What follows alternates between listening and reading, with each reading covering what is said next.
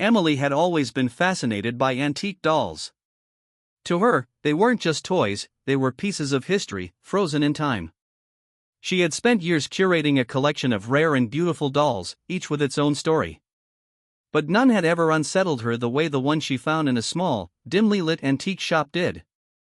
She had been traveling through a quiet town when she stumbled upon the shop, tucked between two abandoned buildings. The scent of aged wood and dust filled the air as she stepped inside. Shelves lined with odd trinkets and relics of the past surrounded her. And there, sitting alone on a wooden chair, was the doll. It wore a faded blue dress trimmed with golden lace, its porcelain face eerily lifelike, framed by soft curls of golden hair. But it was the eyes that made Emily pause. Unlike the usual glassy, vacant stare of dolls, these eyes seemed aware. They had depth, a glimmer of something almost human. Emily felt a strange pull toward it, but before she could reach out, the shopkeeper, a frail elderly woman, spoke.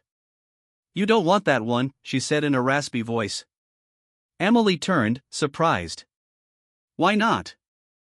The old woman hesitated, her gnarled fingers gripping the counter. "It's been here for decades. No one keeps it for long. People say it moves when no one is looking." Emily chuckled, trying to shake off the unease creeping up her spine. "That's just a story." The shopkeeper didn't smile. "Take it if you must. But don't say I didn't warn you." Despite the ominous words, Emily bought the doll and took it home, placing it carefully in the glass cabinet in her bedroom. She told herself that the eerie feeling would fade, that the doll was just an object, nothing more. That night, she turned off her bedside lamp and settled under the covers. But sleep wouldn't come easily. A strange sensation prickled at the back of her neck, as if she were being watched. She turned over, forcing herself to dismiss the thought. But just before sleep claimed her, she could have sworn she heard something, a soft, almost imperceptible rustling sound. The next morning, she awoke feeling groggy. As she stretched, her eyes fell on the glass cabinet, and her stomach dropped. The doll's head had moved. She was sure she had left it straight, facing forward. Now, it was tilted slightly to the side, as if observing her with curiosity. A chill ran through her, but she shook her head. Maybe she had knocked the cabinet unknowingly. Maybe she was just imagining things. She reached inside, straightened the doll, and went about her day. But that night, the feeling of being watched intensified. The air in the room felt heavier, colder. She tossed and turned, every shadow seeming darker than usual. And in the silence of the night, she heard it again, rustling fabric, the faintest shift of movement. By the third night, her nerves were frayed.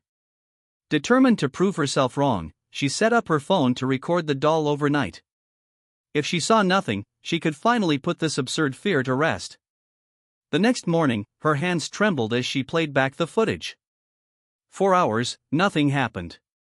The doll sat motionless in the dim glow of the room. But then, at exactly 2:47 a.m., Emily's breath caught in her throat. The doll blinked. Her pulse thundered in her ears. She rewound the footage, watching in disbelief. It blinked again, slow and deliberate. And then, it smiled. A small, almost imperceptible curl of its lips. Emily's heart pounded so loudly she thought it might burst. She turned sharply, half expecting to see the doll move in real time.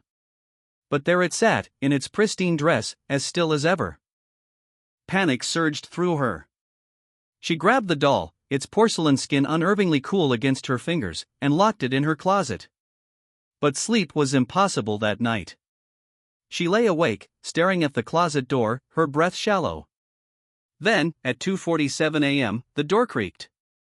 Emily sat up, her throat tightening with fear. A soft thump sounded inside the closet.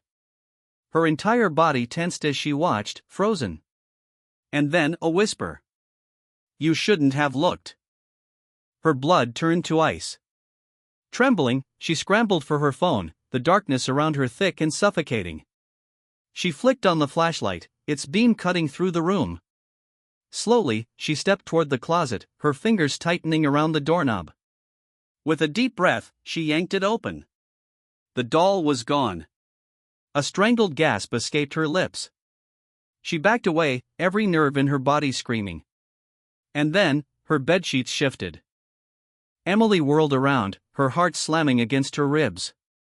The doll was there, sitting upright on her bed, its lifeless porcelain hands resting in its lap. Its lips were parted slightly, as if it had just spoken.